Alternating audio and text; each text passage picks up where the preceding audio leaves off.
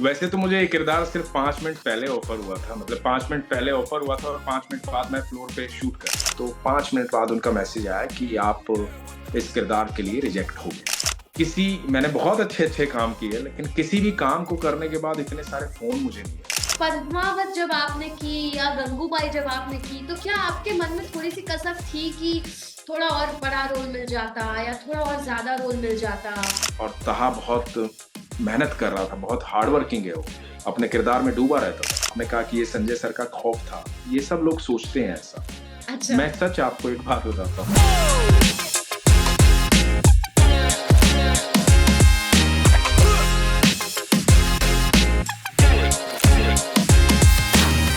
हीरा मंडी में एक डायलॉग है कि अ, जंग लड़ना कोई शौक नहीं है। इसमें शौक में वक़्त ज़ाया करते हैं लोग, कुछ इस तरीके से है और जान इसमें जंग में जान भी जा सकती है ना? जी, और एक डायलॉग ये भी है कि अब मरेंगे नहीं, अब मारेंगे, है ना? जी। जितना रिवॉल्यूशनरी आपका किरदार है, क्या उतना ही रिवॉल्यूशनरी आप बाय हार्ट भी है? हाँ, बिकॉज़ मेरे फ़ादर जो हैं वो एयर फ़ोर्स में थे और मेरे फ़ादर ने 19 मेरे पिता ने मुझे जब से समझने लायक हुआ था, हुँ, हुँ, तो हुँ। अपनी जंग के किस्से मुझे सुनाए थे और क्योंकि खानदान में सारे ही मतलब डिफेंस में रहे हैं कहीं न कहीं, हुँ, हुँ, हुँ। तो रगों में है देशभक्ति तो। रगों में है देशभक्ति तो। तो अच्छा, आपका हीरा मंडी में जो किरदार है, उस किरदार के लिए आपको काफ़ी मुझे लगता है मेहनत-वेहनत भी करनी पड़ी होगी, तलफ़्फ़ुज़ पे बहुत ध्यान देना पड़ा होगा। ऑल्दो संजय लीला भंसाली के साथ आपका ये 3rd प्रोजेक्ट था, राइट? जी। हाँ, तो क्या कुछ कैरेक्टर मतलब कैरेक्टर के लिए आपने प्रिपरेशन की थी हामिद के लिए? वैसे तो मुझे ये किरदार सिर्फ़ 5 मिनट पहले ऑफ़र हुआ था, मतलब 5 मिनट पहले ऑफ़र हुआ था और 5 मिनट बाद मैं फ्लोर पे शूट कर रहा। स्टोरी जाननी थी मुझे, कैसे 5 मिनट के दौरान ये खेल कैसे होगा? हाँ, तो हुआ यूँ कि एक फ़ोन आया था मुझे रात को और मुझसे पूछा गया था कि आप फ्री हैं? इन दिनों क्या कर रहे हैं? तो मैंने बताया कि मैं फ्री हूँ, तो उन्होंने बताया कि हम एसएलवी से बोल रहे हैं। तो बात हुई, तो उन्होंने कहा कि कल से शायद शूट हो सकता है, हम आपको बताएँगे। तो अभी किरदार की कोई बात नहीं है, बस ये बताया गया है। तो मुझे लगा कि जैसे पद्मावत और गंगूबाई में एक-एक सीन मैंने किए हैं, तो शायद यहाँ भी 2-4 सीन का कुछ किरदार होगा। पर मेरा लालच ये था कि मुझे संजय सर से मिलना था क्योंकि यही एक तरीका होता है मिलने का इतने बड़े डायरेक्टर से कि आप उनके सेट पे जाएँ, उनसे मुलाकात कर सकते हैं, वरना तो बहुत मुश्किल होता है मिलना। तो उसके बाद फिर कास्टिंग टीम से एक फ़ोन आया कि सर एक ऑडिशन आप दे सकते हैं 10 मिनट में, हमें भेजना है। तो ऊपर से डिमांड आई है, तो मैंने कहा ठीक है। हुँ। तो मैंने कहा कि मैं भेजता हूँ। 10 मिनट में ऑडिशन भेजा गया। उसके बाद मैं इंतज़ार करता रहा, 10-11 बज गए रात के। तो मुझे लगा कल शूट है तो अभी तक कॉल आ जाना चाहिए था, लेकिन ऐसा हुआ नहीं। तो फिर मैंने दोनों लोगों को फ़ोन किया। तो पहले व्यक्ति ने कहा कि अ, सर मेरा काम सिर्फ़ इतना ही पूछना था कि आपकी डेट्स फ्री हैं कि नहीं? और दूसरे से जब मैंने कहा जो कास्टिंग टीम से था, तो उन्होंने कहा कि मैं बताता हूँ। तो 5 मिनट बाद उनका मैसेज आया कि आप इस किरदार के लिए रिजेक्ट हो गए।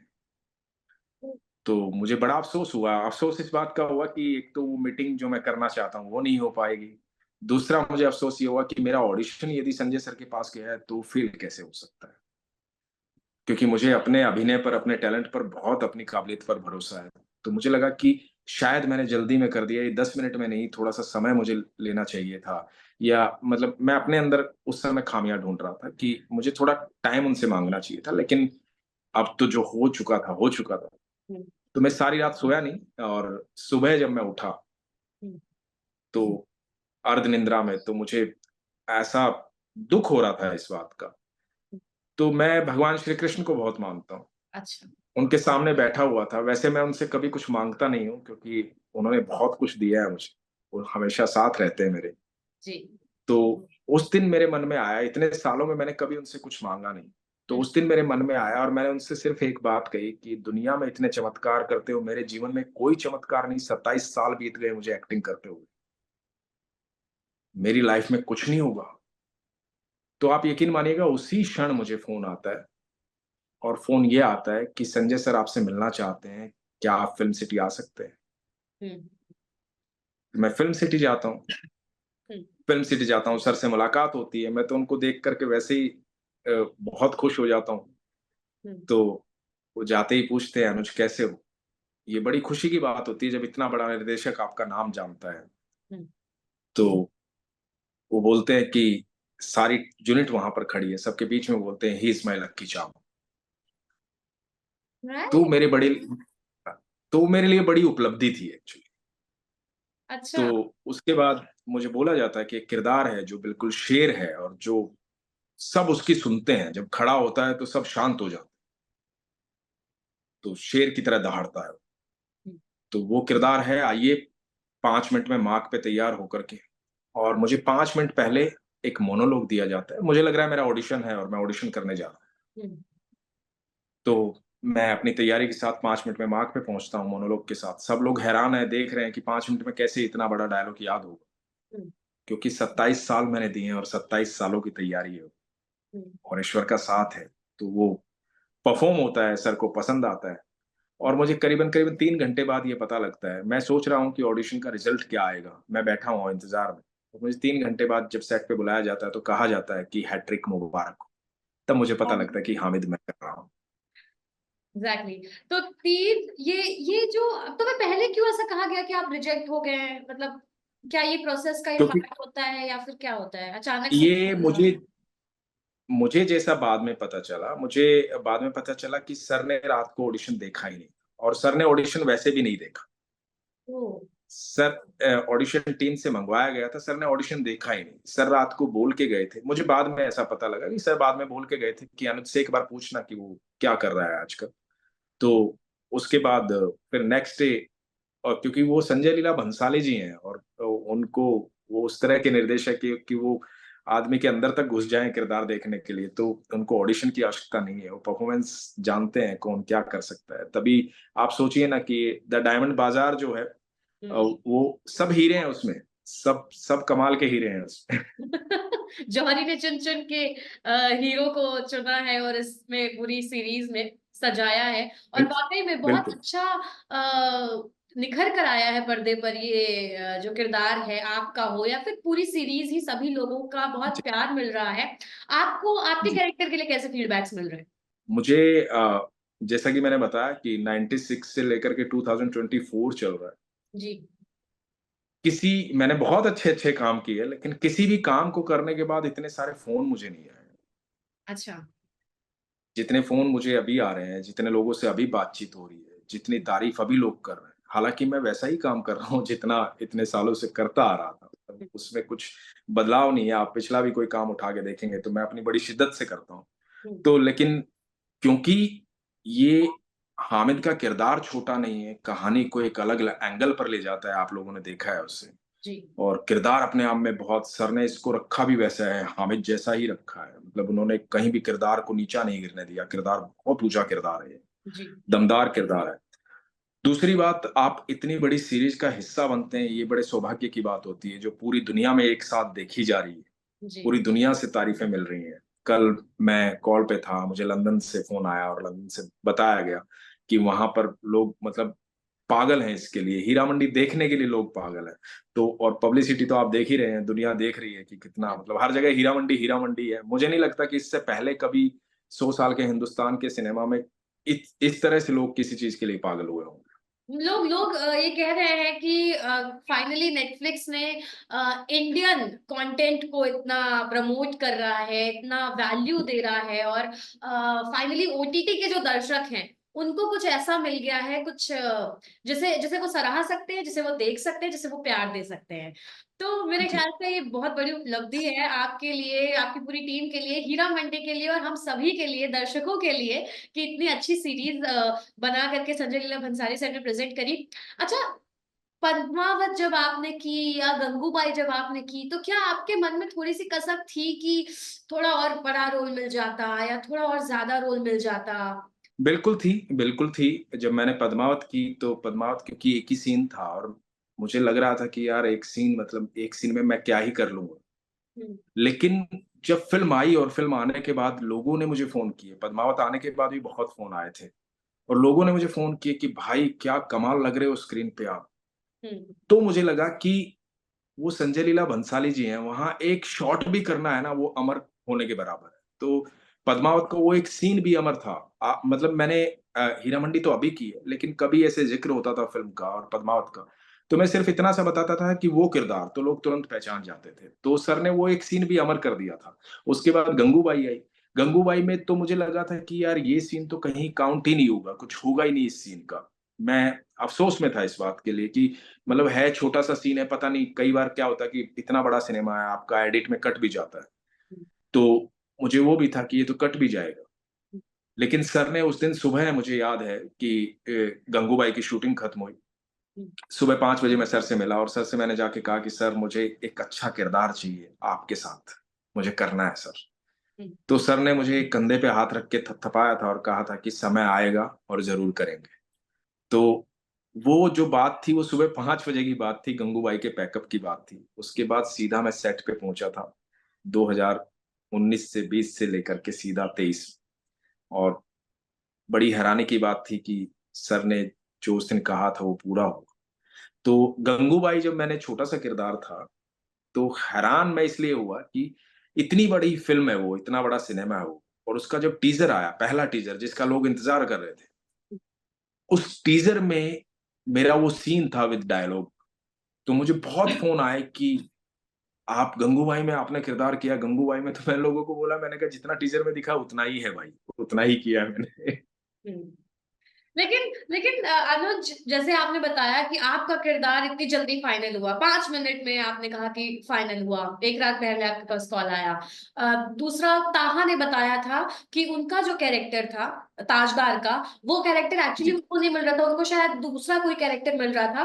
और उसके बाद फिर सर ने पता नहीं क्या देखा, क्या बोला, क्या समझा कि उन्होंने कहा कि तुम ताजदार का कैरेक्टर प्ले करोगे। तो जी, जी, ताहा के साथ जो आपकी केमिस्ट्री थी, क्योंकि आपने सब काफी शूट किया है साथ में, बिब्बो जान के बिल्कुल। साथ आपने काफी कुछ शूट किया है, अदिति के साथ, मल्लिका जान के साथ शायद आपका सिर्फ एक सीन है जब खाना खाने वाला सीन है जी, जी, शायद, है जी, ना?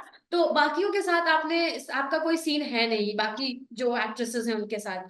तो जी। सबसे ज्यादा आपको क्या लगता है मजा किसके साथ काम करने में आया, या ये कहें कि सबकी अपनी-अपनी क्वालिटीज़ होती हैं। कैसे थे वो एक्टर्स, कोऑपरेटिव थे? क्या क्या था, सेट का माहौल कैसा था? मुझे ऐसा लगता है भावना कि इतने बड़े सेटअप पे जब हम होते हैं जी। और जब निर्देशक संजय लीला भंसाली जी हैं, हुँ, तो हर व्यक्ति है ना पूरी मेहनत से, पूरी शिद्दत से काम करता है क्योंकि उसको साबित करना है, क्योंकि ये मौका हर किसी को मिलता नहीं।